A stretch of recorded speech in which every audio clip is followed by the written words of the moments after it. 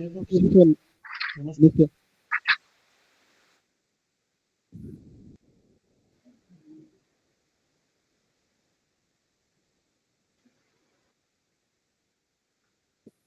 Sir, आवाज येतोय?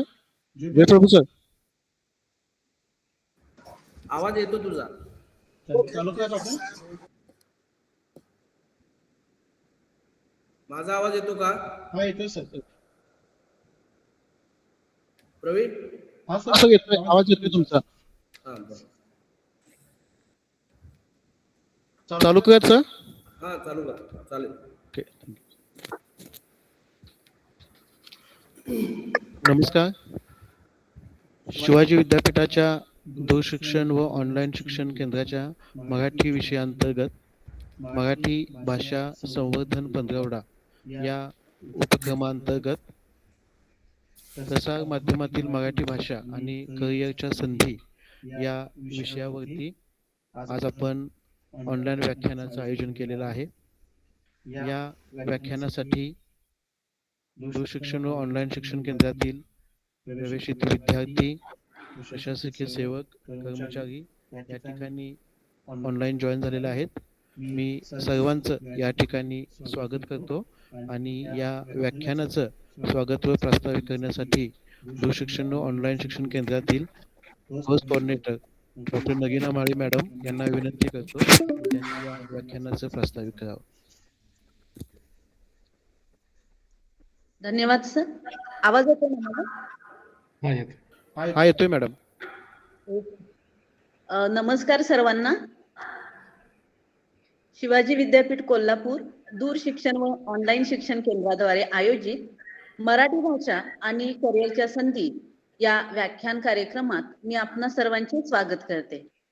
महाराष्ट्र शासनाच्या दिनांक 18/9/2020 शासन निर्णयानुसार आपण दिनांक 14 जानेवारी ते 28 जानेवारी मध्ये मराठी भाषा संवर्धन पंधरवडा साजरा करतो.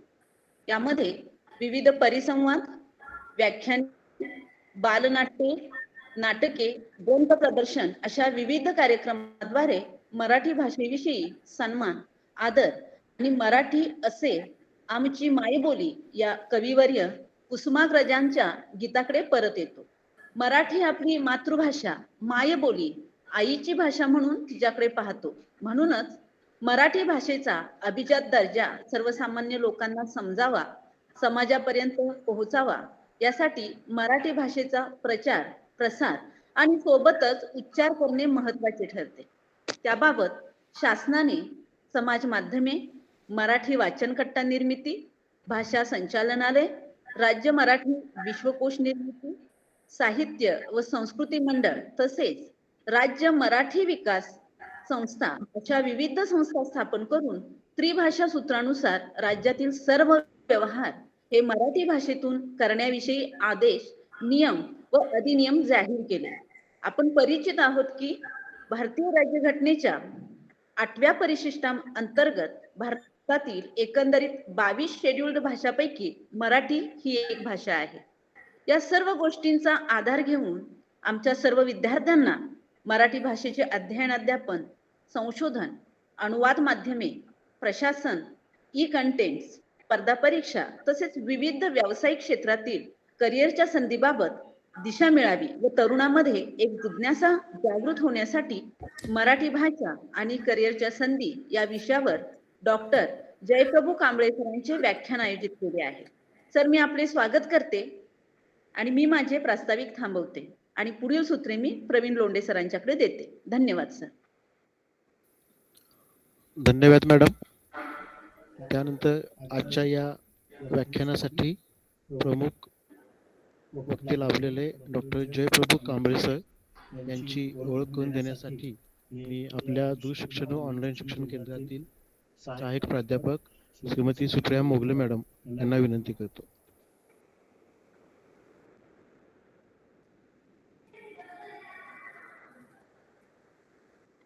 धन्यवाद सर. आजच्या या कार्यक्रमात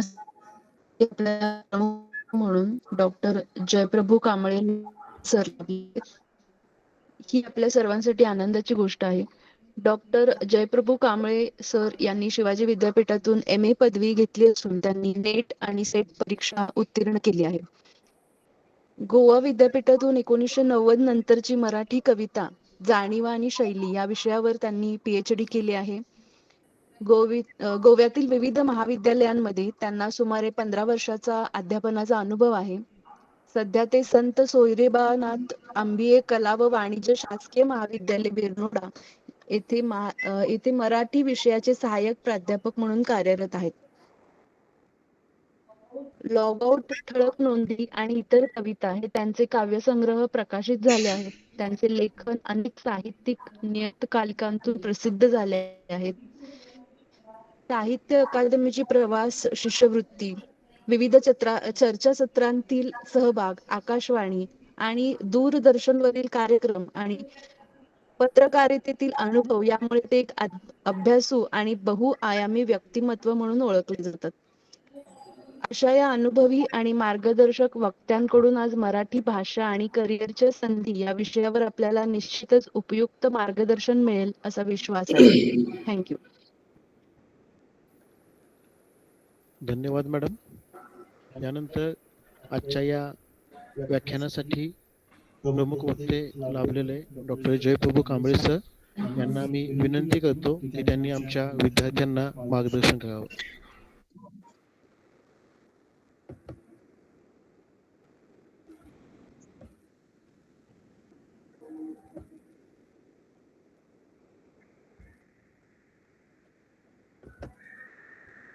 आवाज येत नाही.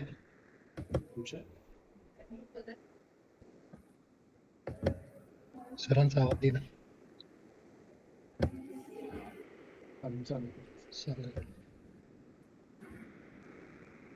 त्यानं बोला की सेटअप करा.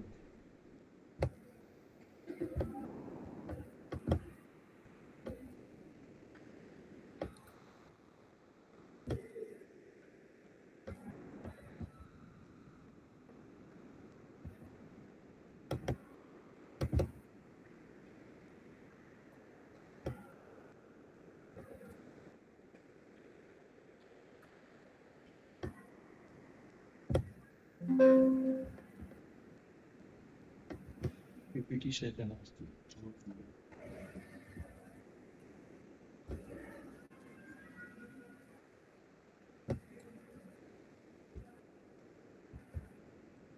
प्रवीण आवाज येतो? हा येतोय सर, येतोय. येस सर, आवाज येतो आहे. ज्या विद्यापीठाने घडवलं, बोलण्यासाठी जिभेत आणि उभं राहण्यासाठी पायात बळ दिलं, ते माझं शिवाजी विद्यापीठ. या ज्या विभागाने माझी जडणघडण झाली, ज्या विभागामध्ये, तो माझा मराठी विभाग. आणि गुरुवर्य डॉक्टर रणधीर शिंदे सर यांना सर्वप्रथम वंदन करतो. शिवाजी विद्यापीठ कोल्हापूर दूरशिक्षण व ऑनलाईन शिक्षण केंद्र मराठी विषयाअंतर्गत मराठी भाषिक पंधरवडा निमित्ताने या विशेष ऑनलाईन व्याख्यानासाठी ज्यांनी मला निमंत्रित केलं ते दूरशिक्षण केंद्रातील माझे सन्मित्र डॉक्टर प्रवीण लोंढे सर, या कार्यक्रमाचे अध्यक्ष आदरणीय उपकुल सचिव विनय शिंदे सर, दूरशिक्षण व ऑनलाईन शिक्षण केंद्राचे संचालक आदरणीय डॉक्टर कृष्णा पाटील सर, समन्वयक doctor Changdev Bangar sir, Sanmitra doctor Nitin Randive sir व उपस्थित विद्यार्थी मित्रांना अभिवादन करून मी माझ्या विषयाकडे वळतो आहे. माझा जो विषय आहे तो मराठी भाषा आणि करिअरच्या संधी प्रसार माध्यमांच्या अनुषंगाने असा माझा विषय आहे. मानवी संप्रेषणाचं महत्वाचं साधन म्हणून भाषेकडे पाहिलं जातं. भाषा ही माणसाच्या जडणघडणीतील महत्वाचा घटक आहे. माणसाची बौद्धिक आणि सांस्कृतिक जडणघडण भाषेमधूनच होते. आणि ही जडणघडण होत असताना माणूस आणि प्राणी यांच्यामधला भेद स्पष्ट करणारं माध्यम म्हणून भाषेकडे पाहिलं जातं. मराठी भाषेचा आपण ज्या वेळेला विचार करतो त्यावेळेला मराठी भाषेला 2000 वर्षाहून अधिक प्राचीन परंपरा असलेली आपल्याला दिसून येते. मराठी भाषा ही इंडो आर्यन भाषाकुळातील समृद्ध भाषा आहे आणि तिचा जो पसारा आहे तो अतिशय व्यापक स्वरूपात असलेला आपल्याला दिसून येतो. भारत, इंग्लंड, मॉरिशस पासून अमेरिकेपर्यंत मराठी भाषा पसरलेली आपल्याला दिसून येते.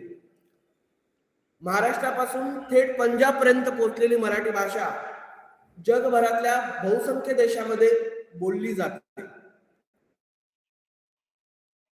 2011च्या जनगणनेनुसार 8.3 कोटीहून अधिक लोक मराठी भाषा बोलताना दिसतात आणि जगातली 15व्या क्रमांकाची भाषा म्हणून आपण मराठी भाषेचा उल्लेख करू शकतो. मराठी भाषेचं सगळ्यात महत्वाचं वैशिष्ट्य असं की तिच्या निर्मितीच्या काळामध्ये एका बाजूला लीळाचरित्रासारखा गद्य ग्रंथ आणि दुसऱ्या बाजूला ज्ञानेश्वरी सारखा पद्य ग्रंथ, जगातली ही एकमेव अशी भाषा आहे की जिची निर्मिती होत असताना एका बाजूला गद्यग्रंथ निर्माण झाला आणि दुसऱ्या बाजूला पद्यग्रंथ निर्माण झाला. मराठी भाषेला एकूण 4 ज्ञानपीठ पुरस्कार आपल्याला मिळालेले दिसून येतात आणि आधुनिक काळाचा जर आपण विचार केला तर जागतिकीकरण, खाजगीकरण आणि उदारीकरण या माध्यमांनी जे नवं तंत्रज्ञान जन्माला घातलेलं आहे त्या नव्या तंत्रज्ञानाचा आणि मराठी भाषेचा अत्यंत जवळचा संबंध आहे. 1990 नंतर गॅट करारानंतर भारताने मुक्त अर्थव्यवस्था स्वीकारली आणि ही मुक्त अर्थव्यवस्था स्वीकारल्यानंतर तंत्रज्ञानाचा वापर भाषेमध्ये अत्यंत महत्वाचा मानला जाऊ लागला. प्रसार माध्यमांचं स्वरूप ज्या वेळेला आपण पाहतो आणि भारतीय परंपरेतलं स्वरूप ज्या वेळेला आपण पाहतो त्यावेळेला आपल्याला दिसून येतं की भारतीय परंपरेमध्ये संज्ञापनाच्या प्रक्रियेमध्ये लोककलावंतांनी महत्वाची भूमिका बजावलेली आहे. आणि हे जे लोककलावंत होते, मग त्याच्यामध्ये जोशी असेल, गोंधळी असेल, पिंगळा असेल, वासुदेव असेल, भारुडकार असेल, कीर्तनकार असेल किंवा शाहीर असेल, यांना समाजामध्ये मानाचं स्थान होतं. आणि त्या कालखंडामध्ये समाज प्रबोधन आणि मनोरंजन अशा दोन्हीही भूमिका या लोककलावंतांनी निभावलेल्या आपल्याला दिसतात. आणि म्हणून समाज प्रबोधनाची भूमिका एका बाजूला आणि मनोरंजनाची भूमिका एका बाजूला आणि त्याचबरोबर लोकभाषेचा वापर या लोककलावंतांनी मोठ्या प्रमाणामध्ये केलेला आपल्याला दिसून येतो. आणि खऱ्या अर्थाने प्रसार माध्यमांची जी परंपरा आहे ती प्रसार माध्यमांची परंपरा भारतीय परंपरेत या लोककलावंतांनी सुरू केलेली आपल्याला दिसून येते. आधुनिक तंत्रज्ञानाचा ज्या वेळेला आपण विचार करतो तेव्हा आधुनिक तंत्रज्ञानाने वेगवेगळी नवी माध्यमं जन्माला घातलेली आहे आणि या नव्या माध्यमांमध्ये भाषा हा अत्यंत महत्वाचा घटक राहिलेला आहे. वेगवेगळ्या कालखंडानुसार भारतीय समाज जीवन आहे ते बदलत गेलेलं दिसतं. आणि मगाशी जसं मी म्हणालो की सध्याचा काळ हा जागतिकीकरणाचा, खाजगीकरणाचा आणि उदारीकरणाचा आहे. आणि या खाजगीकरणाच्या, जागतिकीकरणाच्या आणि उदारीकरणाच्या काळामध्ये व्यापारी स्पर्धा जी आहे त्या व्यापारी स्पर्धा अतिशय गतिशील झालेली दिसते, गतिमान झालेली दिसते. आणि अशा या व्यापारी स्पर्धेने काही नवे रोजगार निर्माण केलेले आपल्याला दिसतात. आणि या नव्या रोजगारांमध्ये आपला मराठी भाषेचा विद्यार्थी हे रोजगार आपल्या मराठी भाषेच्या विद्यार्थ्यांना प्राप्त झाले पाहिजेत. त्यासाठी मराठी भाषा शिकवणारे शिक्षक आणि ही भाषा शिकणारे विद्यार्थी यांनी नेहमी जागरूक असलं पाहिजे. आणि ती जागरूकता करण्यासाठीच विद्यापीठाने मला हा विषय दिलेला आहे आणि त्याबद्दल मी दूरशिक्षण केंद्राचा अत्यंत आभारी आहे. विद्यार्थी मित्रांनो, आपल्याला सांगू इच्छितो की माध्यमांमध्ये करिअर करण्याच्या अनेक संधी सध्या उपलब्ध झालेल्या आपल्याला दिसून येतात. या माध्यमांचं जे स्वरूप आहे ते सुरुवातीला मी स्पष्ट करणार आहे. संदेश वहनाची जी काही यंत्रणा आहे ती संदेश वहनाची यंत्रणा म्हणजेच साधन प्रणाली, त्यालाच आपण माध्यम असं म्हणतो. या माध्यमालाच इंग्रजी भाषेमध्ये मीडिया असं म्हणतात. आणि जागतिकीकरणानंतर जी संपर्क क्रांती झाली त्या संपर्क क्रांतीमुळे प्रसार माध्यमांचा विस्फोट झालेला आपल्याला दिसून येतो. या विस्फोटाचं स्वरूप जर बघितलं तर या प्रसार माध्यमाच्या माध्यमातून एक व्यक्ती अनेक व्यक्तींशी संपर्क साधू शकते, विचारांची देवाणघेवाण करू शकते. त्यामुळे ही प्रसार माध्यम आपल्या जगण्यातून आपल्याला काढून टाकता येत नाही किंवा नाकारता येत नाही. ती काळाची आज गरज बनलेली आहे. भारतासारख्या देशाचा आपण ज्यावेळेला विचार करतो तेव्हा भारतासारख्या देशामध्ये आपल्याला जवळपास 70,000 वृत्तपत्र आणि 800 टेलिव्हिजन चॅनेल्स असलेली दिसून येतात. माध्यमांचा प्रकार आपण ज्यावेळेला समजून घेतो त्यावेळेला माध्यमांच्या प्रकारांमध्ये आपल्याला मुद्रित माध्यम, श्राव्य माध्यम, दृकश्राव्य माध्यम, वृत्तपत्रे अशा स्वरूपाचं विश्लेषण आपल्याला प्रकारांच्या अनुषंगाने करता येतं. आणि हे विश्लेषण ज्यावेळेला आपण करतो त्यावेळेला आपल्याला कळतं की माध्यमांचे एकूण 3 प्रकार पडतात आणि त्याच्यामध्ये मुद्रित, श्राव्य आणि दृकश्राव्य माध्यमाचा समावेश होतो. मुद्रित माध्यमांमध्ये वृत्तपत्र, मासिक, नियतकालिक यांचा अंतर्भाव होतो. तर श्राव्य माध्यमांमध्ये आकाशवाणी, FM, पॉडकास्ट यासारख्या माध्यमांचा समावेश असलेला आपल्याला दिसून येतो. दृकश्राव्य माध्यमांचा ज्यावेळेला आपण विचार करतो त्यावेळेला दृकश्राव्य माध्यमांमध्ये दूरचित्रवाणी, वेब पोर्टल, चित्रपट यासारखी माध्यमं आपल्याला दिसून येतात. या माध्यमांनी मानवी जीवनाचा एक भाग व्यापलेला आपल्याला दिसून येतो. एक सगळ्यात महत्वाचा मुद्दा आपल्याला या ठिकाणी पाहायला मिळतो तो म्हणजे या माध्यमांचं लेखन करताना प्रसार माध्यम लेखन ही संकल्पना नेमकी काय आहे हे देखील आपण समजून घेतलं पाहिजे. एक सगळ्यात महत्वाची गोष्ट ही प्रसार माध्यम समाजाशी निगडीत असल्या कारणाने ती समाजाभिमुख आहे. प्रत्येक प्रसार माध्यमांचं एक वैशिष्ट्य आहे, उद्दिष्ट आहे, एक भूमिका आहे. ही प्रसार माध्यम विशिष्ट भूमिका घेऊन पुढे जाताना आपल्याला दिसतात आणि त्यामुळे त्याची जी लेखनाची भाषा आहे ती त्या प्रसार माध्यमाच्या भूमिकेला अनुरूप असलेली भाषा आहे असं आपल्याला सांगता येतं. सगळ्यात महत्वाचा केंद्रबिंदू, जसं मी मगाशी लोककलावंतांचं उदाहरण दिलं की लोककलेत लोकभाषेचा वापर केला आणि सर्वसामान्य माणसांपर्यंत आपला विचार पोहोचवला. त्यामुळे प्रसार माध्यमाचा संबंध सर्वसामान्य माणसाशी येत असल्या कारणाने सर्वसामान्य माणसाची भाषा ही प्रसार माध्यमांची भाषा असं आपल्याला सांगता येतं. एक दुसरी महत्वाची गोष्ट आपल्याला सांगता येते की या प्रसार माध्यमांचा जो उपयोग आहे तो उपयोग माहितीचं प्रसारण करण्यासाठी, माहितीचा प्रसार करण्यासाठी मोठ्या प्रमाणात केला जातो. आणखीन एक सगळ्यात महत्वाचा भाग मला या ठिकाणी नोंदवायचा आहे तो म्हणजे या प्रसार माध्यमांचा उपयोग आपल्याला जनजागृती आणि मतनिर्मिती यासाठी देखील करता येतो.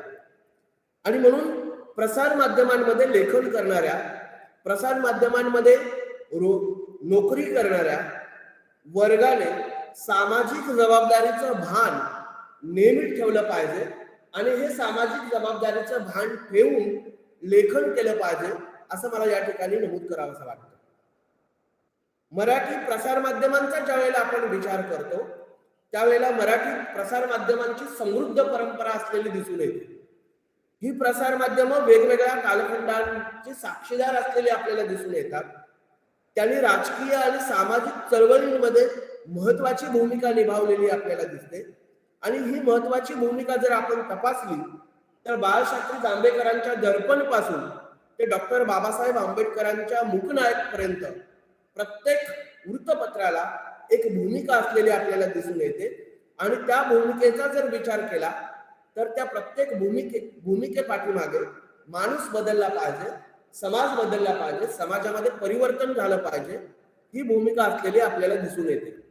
आणि म्हणून 21व्या शतकामध्ये जी तंत्रज्ञान, संवाद आणि माहिती यांच्या माध्यमातून क्रांती झालेली आहे, तिचा प्रभाव शिक्षणावरती आणि अध्यापनावरती देखील पडलेला आपल्याला दिसून येतो. या प्रसार माध्यमांच्या लेखनाचं स्वरूप ज्या वेळेला आपण पाहतो त्यावेळेला आपल्याला असं दिसून येतं की हे जे स्वरूप आहे ते बातमी, संपादकीय, स्तंभलेखन, फीचर, मुलाखत, जाहिरात, डिजिटल लेखन अशा पद्धतीचं असलेलं दिसून येतं. आणि यामधली जी भाषा आहे ती भाषा अतिशय सोपी व स्पष्ट भाषा हे प्रसार माध्यमांचं सगळ्यात महत्वाचं वैशिष्ट्य असलेलं दिसून येतं. वाचक विमुक्तता हे आणखीन एक भाषेचं वैशिष्ट्य म्हणून आपल्याला सांगता येतं. संक्षिप्तता आणि नेमकेपणा हे देखील प्रसार माध्यमांच्या भाषेचं एक महत्वाचं वैशिष्ट्य आहे असं आपल्याला नमूद करता येतं. त्याचबरोबर वस्तुनिष्ठता आणि त्या भाषेला सामाजिक भान असलं पाहिजे असा देखील विषय आपल्याला या ठिकाणी अधोरेखित करता येतो. पारंपरिक प्रसार माध्यम आणि आधुनिक प्रसार माध्यम यातला फरक ज्या वेळेला आपल्याला समजून येतो, त्यावेळेला तो फरक जर आपण बघितला तर आपल्याला असं दिसून येतं की पारंपरिक प्रसार माध्यमांचं जे स्वरूप आहे ते छापील स्वरूपाचं होतं आणि आधुनिक माध्यमांचं जे स्वरूप आहे ते डिजिटल आणि ऑनलाईन स्वरूपाचं असलेलं दिसून येतं. पारंपरिक माध्यमांमध्ये जो संवाद होत होता तो एकमार्गी होत होता आणि आधुनिक माध्यमांमध्ये तो बहुमार्गी होताना आपल्याला दिसतो आहे. पारंपरिक माध्यमांची जी गती आहे ती अतिशय धीम्या स्वरूपाची असलेली आपल्याला दिसून येते आणि आधुनिक माध्यमांची जी गती आहे ती अतिशय वेगाने असलेली आपल्याला दिसून येते. एक सगळ्यात महत्वाची गोष्ट, पारंपरिक माध्यमांना जी जागा होती ती अतिशय मर्यादित स्वरूपाची होती आणि आधुनिक माध्यमांना जी जागा आहे ती अमर्यादित स्वरूपाची असलेली आपल्याला दिसून येते. हे पारंपरिक आणि आधुनिक माध्यमांमधील आपल्याला वेगळेपण दर्शवता येतं. आता या माध्यमांमध्ये मराठी विषय घेतलेल्या विद्यार्थ्यांना नेमक्या करिअरच्या कोणत्या संधी आहेत याचा विचार आपण करणार आहोत. एक सगळ्यात महत्वाची गोष्ट, आपण जेव्हा माध्यमांचा विचार करतो तेव्हा फील्ड आणि डेस्क असे दोन भाग आपल्याला पडताना दिसतात. आणि फील्ड म्हणजे प्रत्यक्ष त्या ठिकाणी जाऊन काम करणं आणि डेस्क याचा अर्थ कार्यालयामध्ये बसून काम करणं, अशा दोन पद्धतीची विभागणी आपल्याला करता येते. माध्यमांमध्ये सगळ्यात महत्वाचा जो असतो तो बातमीदार. आणि बातमीदार कशाला म्हणायचं तर माध्यम कंपनीशी करार करून जो बातम्या देतो तो बातमीदार किंवा त्याला पत्रकार असं म्हणतात. आणि माध्यमांमधलं बातमीदाराचं जे स्वरूप आहे ते अर्धवेळ, पूर्णवेळ, अंशकालीन, वार्ताहर, प्रतिनिधी, मुख्य प्रतिनिधी, विशेष प्रतिनिधी असं असलेलं आपल्याला दिसून येतं. एक गोष्ट आपण या ठिकाणी लक्षात घेतली पाहिजे की अर्धवेळ पासून ते विशेष प्रतिनिधी इथपर्यंत जर आपण बातमीदाराचा जर विचार केला, आणखीन एक गोष्ट त्याच्यामध्ये आपल्याला समाविष्ट करता येते, खास प्रतिनिधी. हे जर आपण बघितलं तर जवळपास बातमीदार म्हणून 8 संधी मराठी भाषेच्या विद्यार्थ्यांना प्राप्त झालेली आपल्याला दिसून येते. आणि माध्यमांमध्ये काम करण्याची जी बातमीदाराची किंवा पत्रकाराची ठराविक अशी वेळ असत नाही, हे मला या ठिकाणी नमूद करावंसं वाटतं. म्हणजे इतर नोकऱ्यांमध्ये जसं 8 ते 5, 10 ते 5 अशी वेळ असते, तशी माध्यमांमध्ये नोकरीची ठराविक अशी वेळ असत नाही, हे मला आवर्जून सांगावंसं वाटतं. बातमीदार होण्यासाठी जी पात्रता लागते ती पात्रता पदवीधर आणि विशिष्ट ती वृत्तपत्रे ज्या ठिकाणी आहेत, माध्यम ज्या ठिकाणी आहेत त्या सभोवतालच्या पर्यावरणाची जाण, घडामोडींची जाण त्या बातमीदारांना असणं गरजेचं आहे. आणि त्यातून ती जाण बघून काय केलं जातं की बातमीदाराची प्रसार माध्यमांमध्ये निवड केली जाते. आणि आपल्याला सांगू इच्छितो की मराठी भाषेचा विद्यार्थी, आपला मराठी भाषेचा अभ्यासक्रम हा प्रसार माध्यमांशी निगडीत असल्या कारणाने, जोडला गेल्याने आपल्याला करिअरच्या अनेक संधी उपलब्ध होऊ शकतात बातमीदार या अनुषंगाने. आणि याचं जे वेतन आहे ते कमीत कमी 20,000 ते अनुभवी पत्रकारांना जवळपास 50 ते 55,000 इतकं वेतन दिलं जातं. हे देखील मी आवर्जून या ठिकाणी नमूद करू इच्छितो. बातमीदारानंतर आपण संपादकीय विभागाचा जर विचार केला तर संपादकीय विभागामध्ये आपल्याला उपसंपादक, मुख्य उपसंपादक, वृत्तसंपादक, सहसंपादक, सहयोगी संपादक, कार्यकारी संपादक, निवासी संपादक अशी वेगवेगळी पदं प्रसार माध्यमांमध्ये असलेली आपल्याला दिसून येतात. आणि जेव्हा आपण उपसंपादक, वरिष्ठ उपसंपादक, उपवृत्त संपादक यांचा नुसतं उपसंपादक हे पद घेतलं तर त्याच्यामध्ये उपवृत्त संपादक, उपसंपादक आणि वरिष्ठ उपसंपादक अशी 3 पदं आपल्याला असलेली पाहायला मिळतात. म्हणजे संपादक हा शब्द जर आपण बघितला तर संपादक या शब्दाभोवती जवळपास आपल्याला 8 ते 10 पदं आपल्याला निर्माण झालेली दिसतात.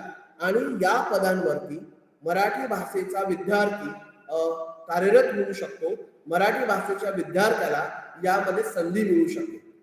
विद्यार्थी मित्रांनो, एक गोष्ट मी तुम्हाला सांगू इच्छितो की तुम्ही जनसंप्रेषण आणि पत्रकारिता आणि मराठी विषय जर घेतला तर तुम्ही डायरेक्ट संपादक होऊ शकत नाही. तर तुम्ही सुरुवातीला उपसंपादक होऊ शकता, मग उपवृत्त संपादक होऊ शकता, मग वरिष्ठ उपसंपादक होऊ शकता आणि त्यानंतर मग वेगवेगळी संपादकांची जी पदं आहेत त्या पदांचा टप्पा पार केल्यानंतर तुम्ही संपादक पदावरती पोहोचू शकता. त्यामुळे आपण ज्या वेळेला वृत्तपत्रांचा किंवा माध्यमांचा विचार करतो त्यावेळेला जवळपास संपादकीय क्षेत्रामध्ये आपल्याला 8 ते 9 पदं असलेली पाहायला मिळतात. आणखीन एक सगळ्यात महत्वाची गोष्ट आपल्याकडे, आपण भाषेचे विद्यार्थी आहोत आणि भाषेचे विद्यार्थी असल्या कारणाने आपला जो संबंध आहे तो संबंध व्याकरणाचा येतो. आणि या व्याकरणाने प्रमाण भाषा तपासली जाते आणि यातून एक पद निर्माण झालेलं आहे. ते पद म्हणजे मुद्रित शोधकाचं पद. मुद्रित शोधक हा श्राव्य आणि दृकश्राव्य त्याचबरोबर मुद्रित माध्यमांमध्ये महत्वाचा मानला जातो. आणि याची जी पदं आहेत ती पदं मुख्य मुद्रित शोधक आणि सहाय्यक मुद्रित शोधक अशा 2 स्वरूपात आपल्याला पाहायला मिळतात. आपली एक समज असते की मुद्रित शोधक हा ऱ्हस्व, दीर्घ, उकार, वेलांटी तपासण्यापुरताच मर्यादित असतो. तर आपणास मी सांगू इच्छितो की मुद्रित शोधक हे जे पद आहे ते केवळ ऱ्हस्व, दीर्घ, उकार, वेलांटी तपासण्यापुरतं मर्यादित नाही आहे.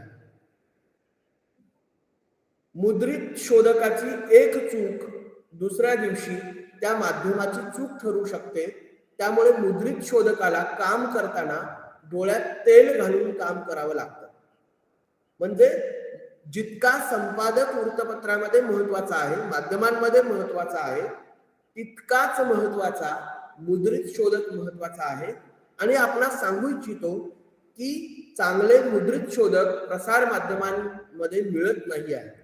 आणि त्यामुळे मराठी भाषेच्या विद्यार्थ्यांना मुद्रित शोधक होण्याची मोठी संधी आपल्याला या नव्या काळाने दिलेली आहे.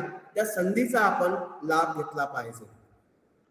एक सगळ्यात महत्वाची गोष्ट, मुद्रित शोधक आपण ज्या वेळेला म्हणतो त्यावेळेला त्या मुद्रित शोधकाला त्या वृत्तपत्राची किंवा त्या माध्यमाची जी भूमिका आहे, जिला आपण शैली पुस्तिका असं म्हणतो, ती त्या मुद्रित शोधकाला अवगत असली पाहिजे.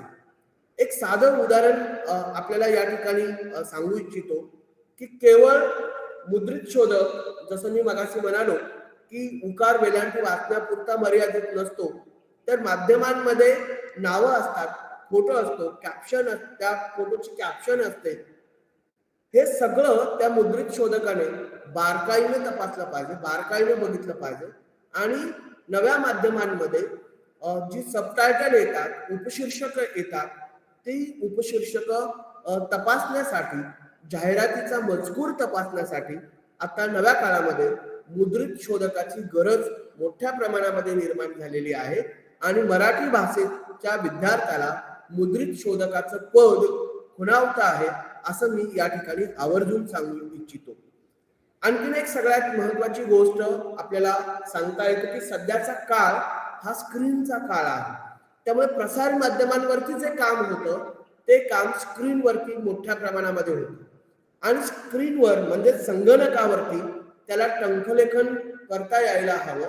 आणि टंकलेखन, संगणकावरती टंकलेखन ही सध्याच्या काळाची गरज बनलेली आपल्याला दिसून येते. त्यामुळे सध्याच्या काळामध्ये आपल्याला टंकलेखन जे आहे ते टंकलेखन अत्यंत महत्वाचं बनलेलं आहे. त्यामुळे टंकलेखक किंवा ज्याला आपण टायपिस्ट म्हणतो ते पद देखील मराठी भाषेच्या विद्यार्थ्यासाठी निर्माण झालेलं आहे. टंकलेखनाला पत्रकारितेच्या भाषेमध्ये मॅटर असं म्हणतात, त्यालाच आपण मजकूर असं म्हणू. आणि आधुनिक तंत्रज्ञानामध्ये संगणकीय टंकलेखनाला प्रचंड वाव मिळतो आहे.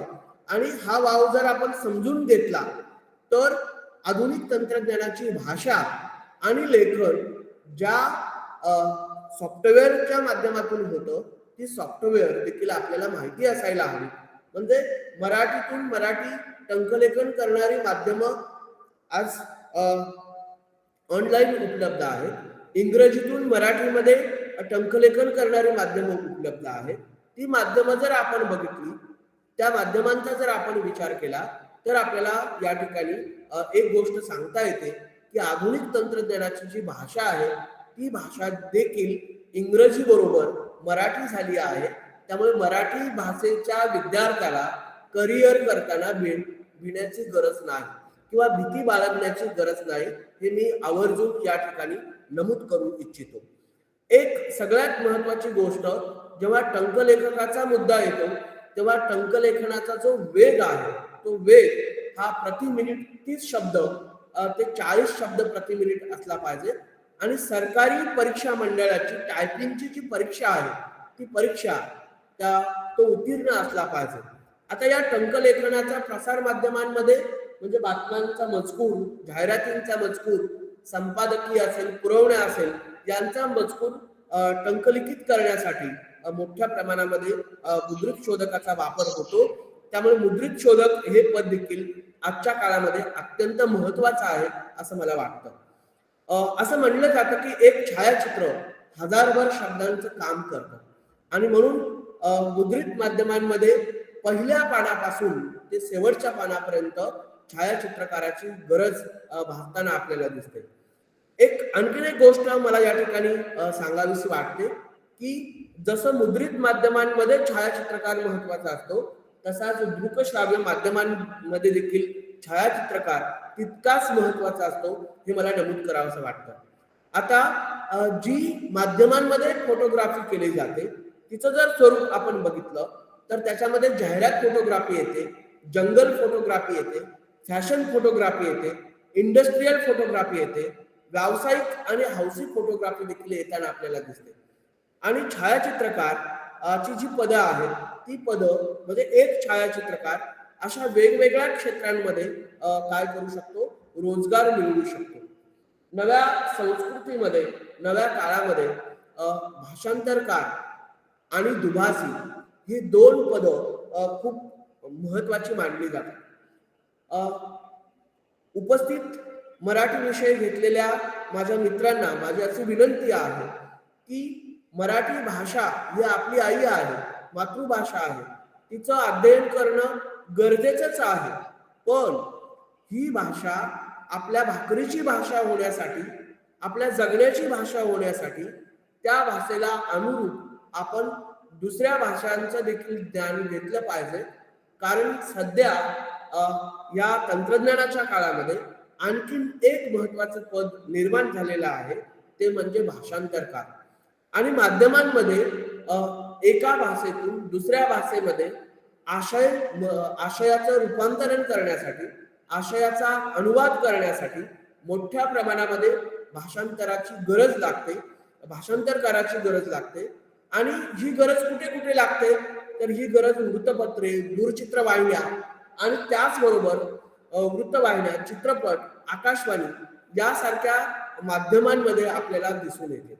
आणखीन एक सगळ्यात महत्वाची गोष्ट, आपण चित्रपट पाहत असाल, मालिका पाहत असाल, तर त्या चित्रपटांच्या खाली सबटायटल्स येतात, किंवा आपण एका भाषेतून दुसऱ्या भाषेमध्ये चित्रपटाचं डबिंग होतं, तर त्या डबिंग साठी सुद्धा भाषांतरकाराचा मोठ्या प्रमाणामध्ये उपयोग होतो.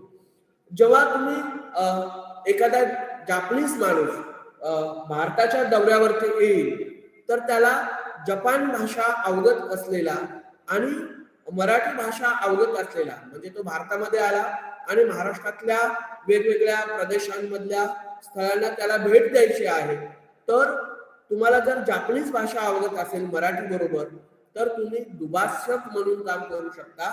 म्हणजे भाषांतरकार आणि दुभाषक ही खूप मोठी पदं आधुनिक तंत्रज्ञानाने मराठी भाषेच्या विद्यार्थ्यांसाठी निर्माण केलेली आहे, असं मला या ठिकाणी नमूद करावंसं वाटतं. आणखीन एक श्राव्य माध्यमांमध्ये जे पद आपल्याला पाहायला मिळतं, ते म्हणजे रेडिओ जॉकी हे नवीन पद आलेलं आपल्याला दिसून येतं.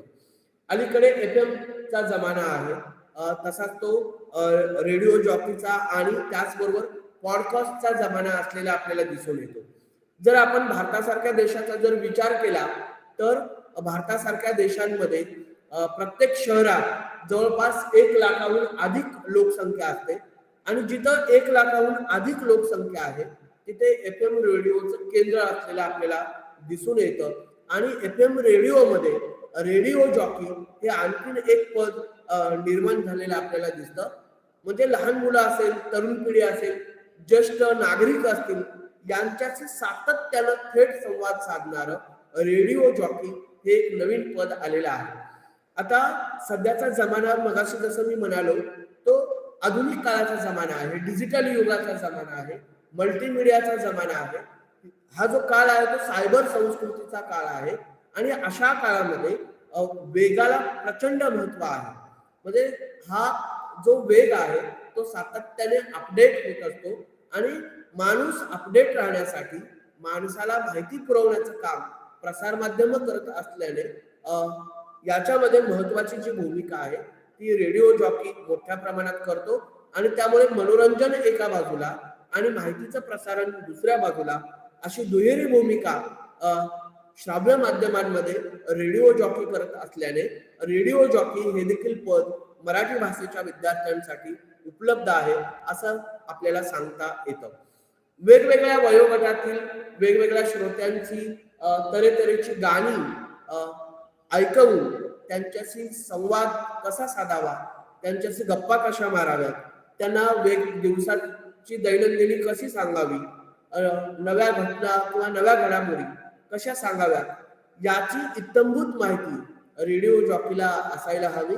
आणि म्हणून भाषेचा विद्यार्थी हा संवेदनशील असल्या कारणाने आणि तो संवेदनशील असावा अशी अपेक्षा असल्या कारणाने रेडिओ जॉकी हे देखील पद आपल्या भाषेच्या विद्यार्थ्यांना खुणावत आहे, असं मला सांगावंसं वाटतं.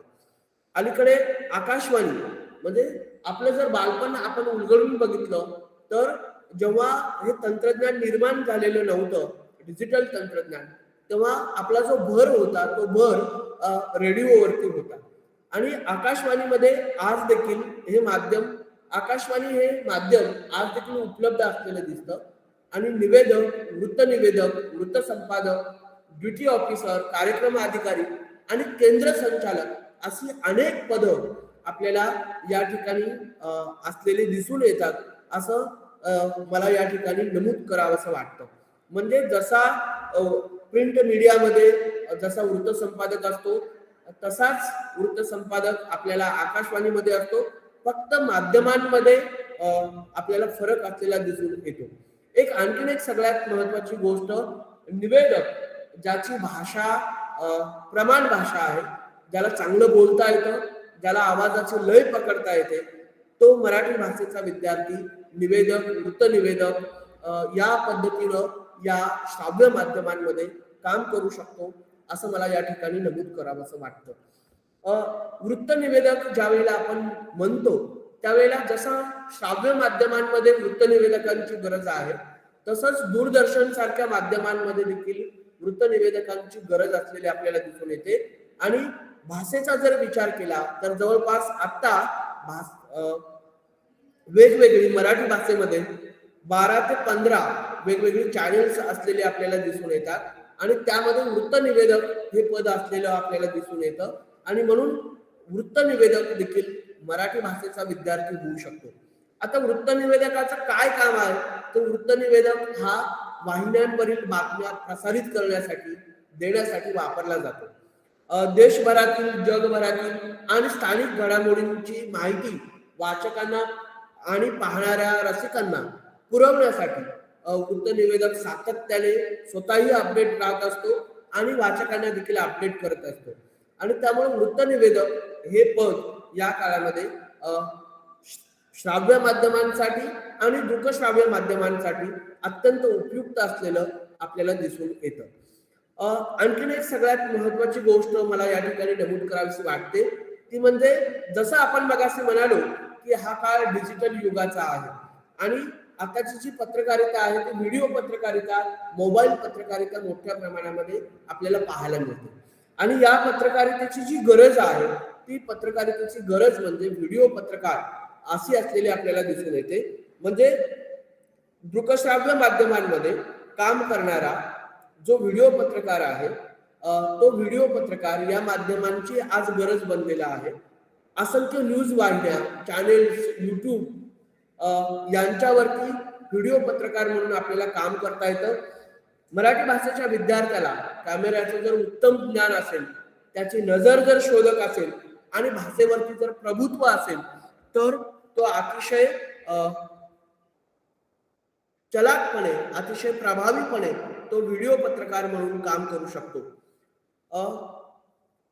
सध्याच्या काळाचं एक सगळ्यात महत्वाचं वैशिष्ट्य असं की सध्याच्या काळामध्ये माहिती शोधणं, माहिती साठवणं आणि माहितीचा प्रसार करणं या 3 गोष्टीला खूप महत्वाचं स्थान आहे. आणि यासाठी मराठी भाषेच्या विद्यार्थ्याला जी माहिती आहे ती संपादित करता आली पाहिजे.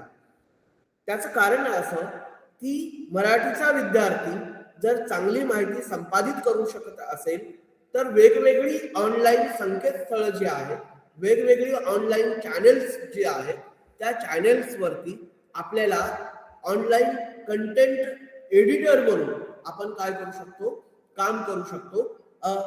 डेली हंट नावाचं ऍप आहे, न्यूज हंट नावाचं ऍप आहे, वे टू ऑनलाईन नावाचं ऍप आहे.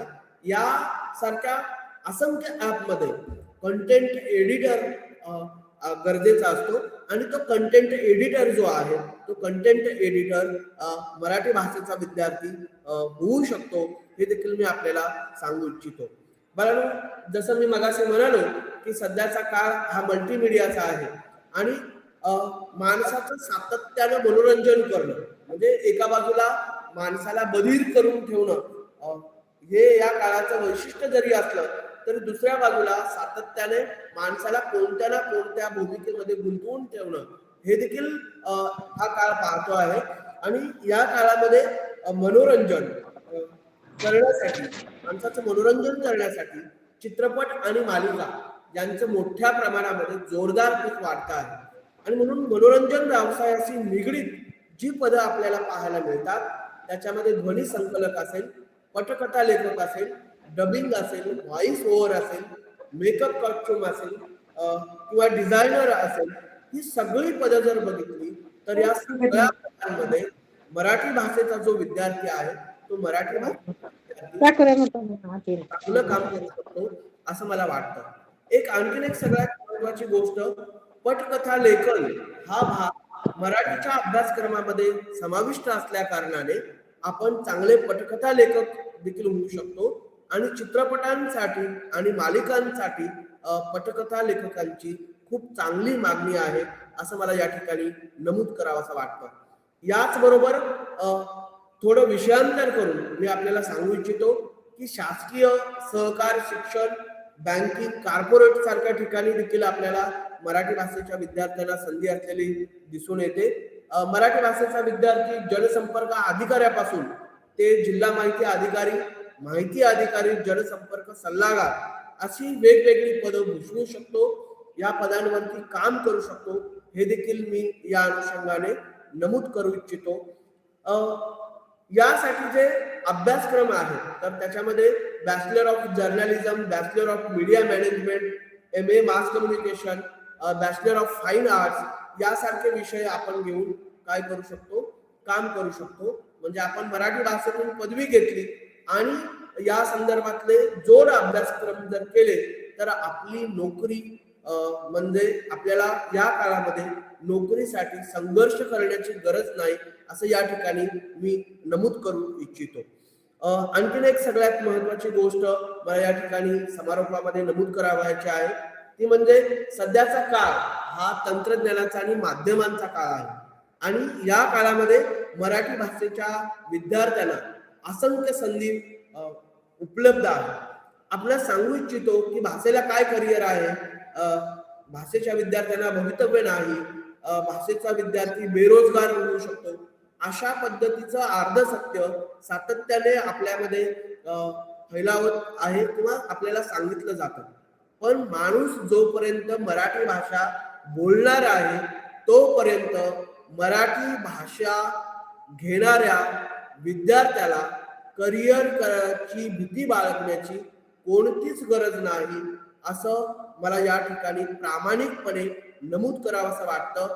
म्हणजे प्रसार माध्यमांमध्ये मराठी भाषाविषयी घेतलेल्या विद्यार्थ्यांना चांगलं भवितव्य आहे. फक्त गरज आहे ती आजूबाजूला जे काही घडतं आहे ते डोळसपणे पाहण्याची, बाजारपेठ समजून घेण्याची आणि नवं शैक्षणिक धोरण ज्या पद्धतीनं कौशल्य आधारित शिक्षण सांगता आहे ते कौशल्य आधारित शिक्षण भाषेच्या माध्यमातून आपल्याला कसं मिळू शकेल त्याचा शोध जर मराठी भाषेच्या विद्यार्थ्यांनी घेतला तर मराठी भाषेचा विद्यार्थी बेकार राहू शकत नाही, बेकार कधीच राहू शकत नाही, त्याला रोजगार मिळू शकतो असं या ठिकाणी मी नमूद करतो आणि आपली रजा घेतो. आदरणीय प्रवीण लोंढे सर, त्याचबरोबर संचालक डॉक्टर कृष्णा पाटील सर आणि अध्यक्ष शिंदे सर यांनी या ठिकाणी मला बोलण्याची संधी दिली आणि माझे विचार ऐकून घेतले आणि तुम्ही देखील मला शांतपणे सहन केलं त्याबद्दल मी आपला अत्यंत आभारी आहे. या ठिकाणी मी आपली रजा घेतो. धन्यवाद. धन्यवाद सर. मराठी भाषा ही केवळ संवादाची भाषा नाही तर ती संस्कृती, ओळख आणि संधीचा ठेवा आहे. आजच्या जागतिकीकरणाच्या युगात मराठी शिकून काय करायचं हा प्रश्न अनेकांच्या मनात असतो, पण त्या प्रश्नाचे उत्तर तुमच्या या व्याख्यानातून निश्चितच आमच्या विद्यार्थ्यांना मिळालेले आहे. यानंतर आपल्या विद्यार्थ्यांना काही शंका असतील तर ते या ठिकाणी विचारू शकतात. त्यासाठी हे विचार मंच खुला आहे. कोणाला काही शंका असतील तर या ठिकाणी ते विचारू शकतात.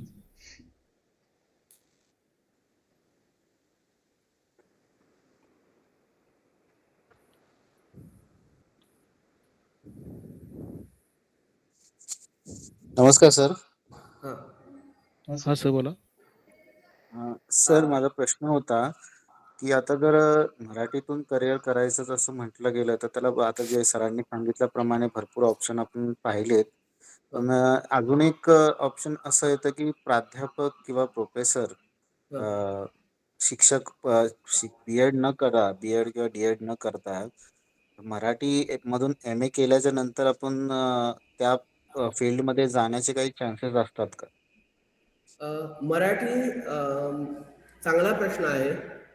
आपले जर दूरशिक्षण केंद्राचे अभ्यासक्रम बघितले तर ते प्रसार माध्यम या विषयाला अनुरूप असलेले आपल्याला दिसून येतात. आणि दूरशिक्षण केंद्राने जे अभ्यासक्रम निवडलेले आहेत ते भविष्याचा विचार करून निवडलेले असल्या कारणाने प्रसार माध्यमांशी निगडीत अभ्यासक्रम दूरशिक्षण केंद्राचा असलेला आपल्याला दिसून येतो. आणि मला अशी खात्री आहे की जरी तुम्ही इतर म्हणजे उदाहरणार्थ जर्नलिझमचा कोर्स नाही केला तरी सुद्धा केवळ तुम्हाला मराठी भाषेचा विद्यार्थी आणि तुमचं मराठी भाषेमधलं ज्ञान, मराठी भाषेमधला तुमचा अभ्यास हे गृहीत धरून तुम्हाला माध्यमांमध्ये संधी मिळू शकते.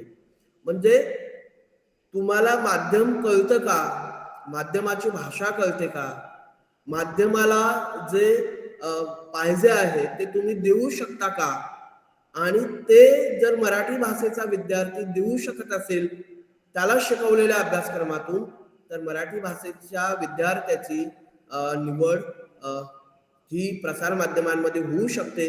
मी तुम्हाला माझं स्वतःचं उदाहरण देऊ शकतो की एक वेळ अशी होती माझ्या आयुष्यामध्ये की मराठी विषय मी घेतला आणि मराठी विषय घेतल्यानंतर जेव्हा एका वृत्तपत्रामध्ये उपसंपादक पदासाठी मी अर्ज केला तेव्हा माझ्याकडे पत्रकारितेची पदवी नसतानाही मला उपसंपादक म्हणून त्या वृत्तपत्राने निवडलं.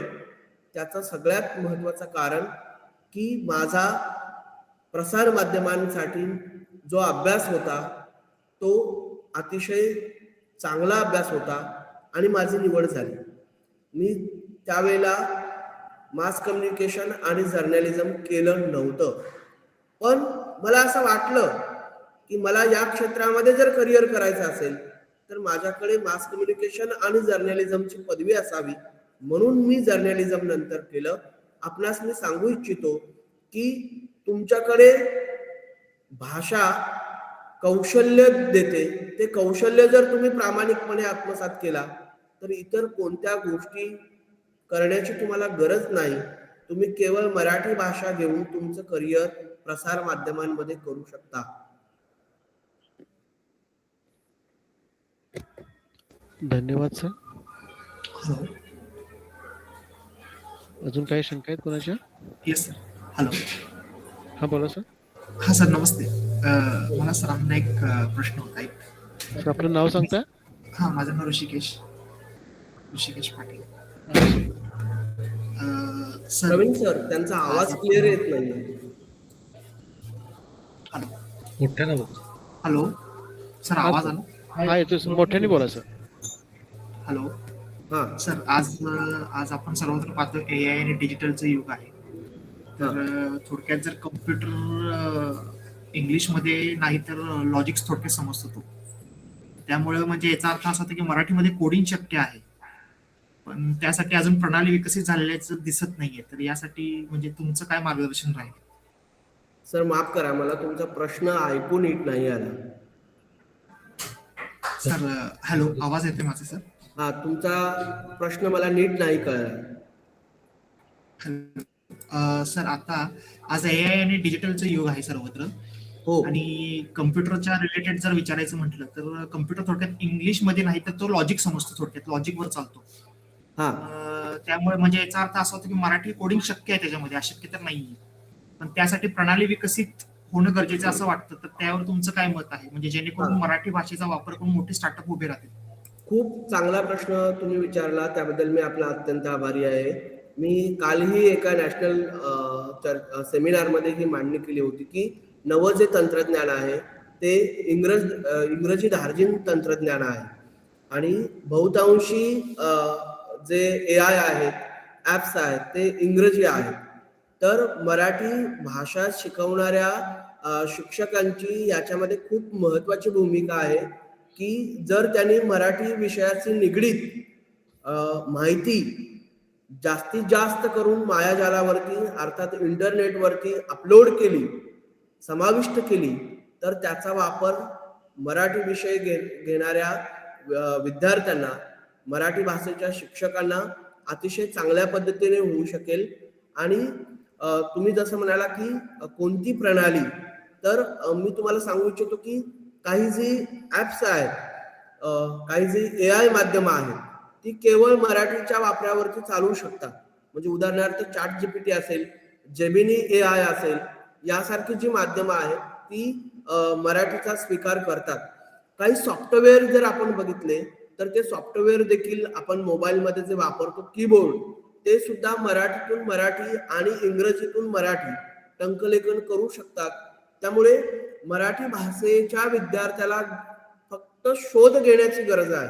जर त्याने चांगली भाषा आत्मसात केली असेल तर त्याला टंकलेखन करण्यासाठी बाहेर कुठला कोर्स करण्याची गरज नाही. तो त्याचा स्पीड संगणकावरती पण बसून वाढवू शकतो, संगणकावरती बसून वाढवू शकतो. आणि ऑनलाईन जी सॉफ्टवेअर आहे ती सॉफ्टवेअर वापरून काय करू शकतो की मराठी टंकलेखन शिकू शकतो. ही एक गोष्ट झाली. दुसरी जी गोष्ट आहे ती मी आपल्याला प्रामाणिकपणे नमूद करू इच्छितो. आता सध्याच्या काळामध्ये युनिकोड आलेला आहे आणि युनिकोड ची भाषा हे सगळी माध्यमं स्वीकारतात असं माझं मत आहे. पूर्वी तसं नव्हतं. प्रत्येक माध्यमाचं एक विशिष्ट असं सॉफ्टवेअर असतं. आणि म्हणजे उदाहरणार्थ जर तुम्ही लोकमत या वृत्तपत्रामध्ये जर लोकमत या वृत्तपत्राचा जर विचार केला तर लोकमतचं एक विशिष्ट सॉफ्टवेअर असतं. ते दुसरीकडे कुठेच ओपन होत नाही किंवा उघडलं जात नाही. तर ते लोकमतचे कर्मचारीच काय करू शकतात, उघडू शकतात. तर त्यासाठी गरज आहे ती शासकीय टंकलेखन करण्याची. म्हणजे एका बाजूला तुम्ही ऑनलाईन तंत्रज्ञानाचा वापर करून या पद्धतीनंही स्वतः विकसित होऊ शकता. आणि दुसऱ्या बाजूला सरकारने जे काही कोर्स उपलब्ध केलेले आहेत मराठी भाषेच्या विद्यार्थ्यांसाठी, तर त्याही माध्यमांचा वापर करून तुम्ही काय करू शकता, स्वतःला विकसित करू शकता, स्वतःच्या क्षमता वाढवू शकता.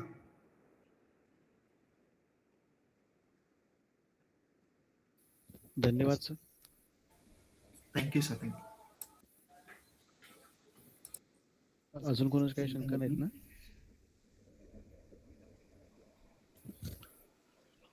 धन्यवाद. त्यानंतर आजच्या या कार्यक्रमाचे अध्यक्ष शिवाजी विद्यापीठाच्या दूरशिक्षण व ऑनलाईन शिक्षण केंद्राचे उपकुलपती व्ही.बी. शिंदे सर यांना मी विनंती करतो की त्यांनी या कार्यक्रमाचे अध्यक्ष म्हणून नमस्कार. स्क्रीन असू द्या.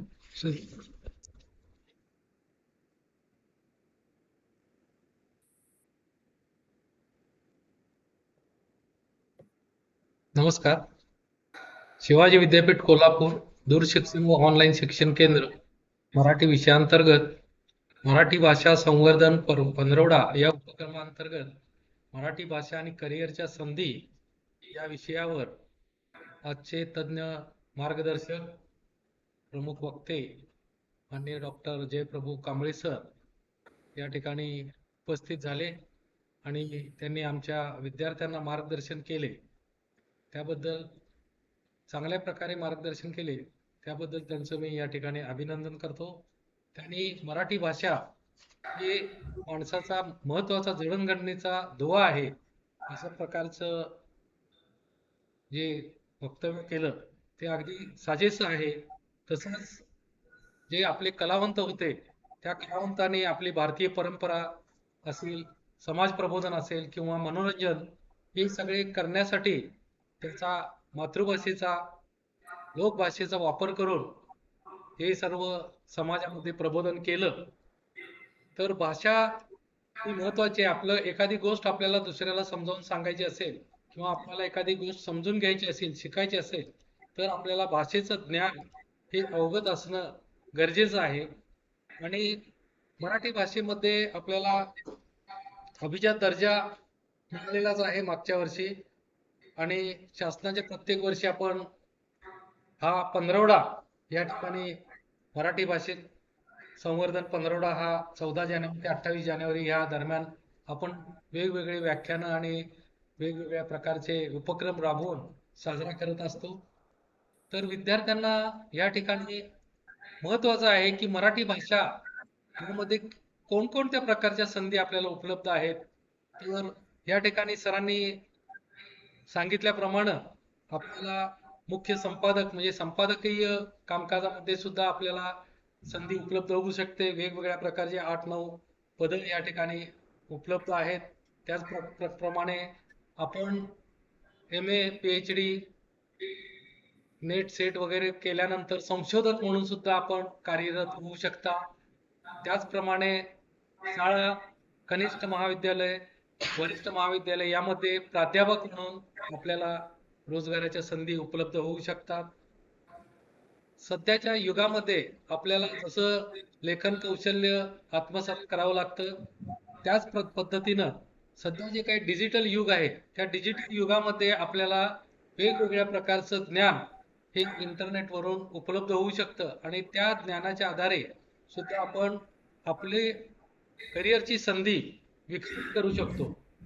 सरांनी सांगितलं त्याप्रमाणे रेडिओ असेल, दूरदर्शन असेल, त्या ठिकाणी रेडिओ जॉकी असेल, निवेदक असेल, व्हिडिओ पत्रकार असेल, तर वेगवेगळ्या अशा ह्या संधी ज्या आहेत, त्या संधी जर आपल्या अंगामध्ये कौशल्य असेल, भाषेचं ज्ञान असेल, लेखनाची कला असेल आणि ती मांडायची जी आपली शैली असेल, ती जर चांगल्या पद्धतीने आपण विकसित केली तर आपल्याला या मराठी भाषेमध्ये भरपूर संधी उपलब्ध आहेत, असं या ठिकाणी त्यांनी आपल्या विद्यार्थ्यांना मार्गदर्शन केलेलं आहे. सरांनी या ठिकाणी आपल्या विद्यार्थ्यांना अतिशय मोजक्या शब्दात आणि चांगल्या संधी कुठं उपलब्ध होऊ शकतात आणि आपण कशा पद्धतीनं मार्गक्रमण केलं पाहिजे याबद्दल जे मार्गदर्शन केलं, त्याबद्दल मी डॉक्टर जयप्रभू कांबळे सरांचं या ठिकाणी अभिनंदन करतो.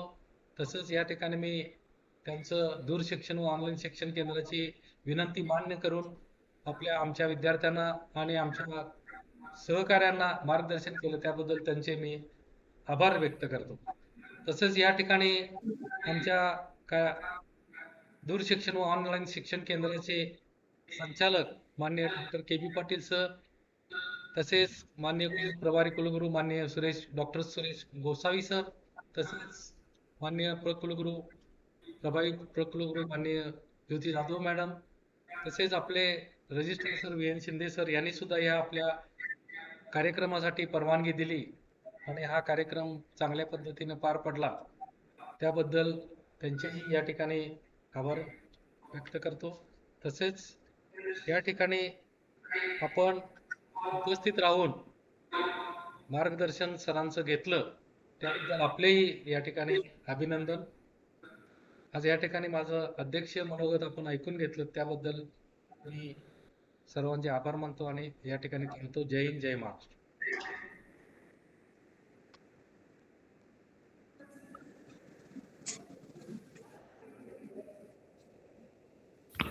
धन्यवाद सर. सर्वांना एक सूचना की आपल्या मेसेज बॉक्समध्ये फीडबॅकची लिंक दिलेली आहे, सर्वांनी ती बघून आपला अभिप्राय नोंदवावा. यानंतर वळूयात आपण या व्याख्यानाच्या आभारपत्राकडे. या व्याख्यानाचा आभार व्यक्त करण्यासाठी मी दूरशिक्षण व ऑनलाईन शिक्षण केंद्राचे सहाय्यक प्राध्यापक डॉक्टर नितीन रणदिवे यांना विनंती करतो. धन्यवाद लोंढे सर. सर्वांना नमस्कार.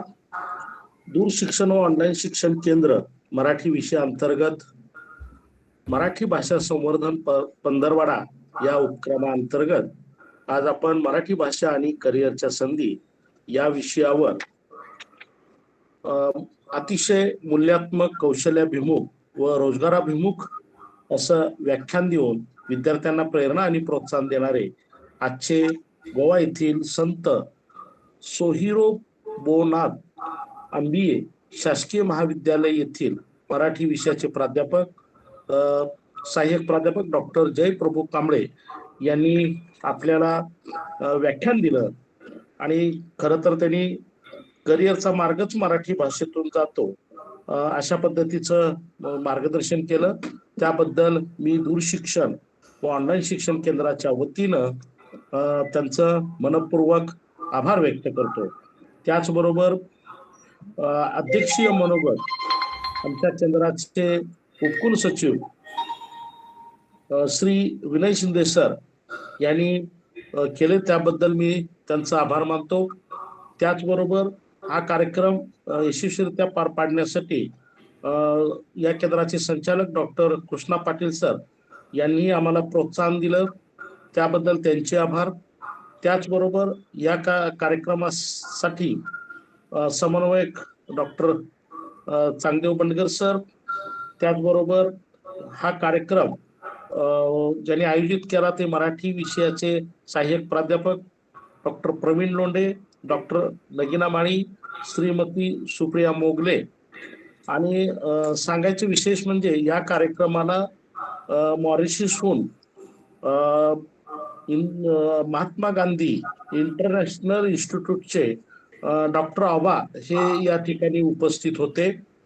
त्याचबरोबर विविध महाविद्यालयातील सहाय्यक प्राध्यापक व विद्यार्थी या सर्वांचं मी या ठिकाणी आभार व्यक्त करतो आणि अध्यक्षांच्या परवानगीनं हा कार्यक्रम संपन्न झाला असं मी जाहीर करतो.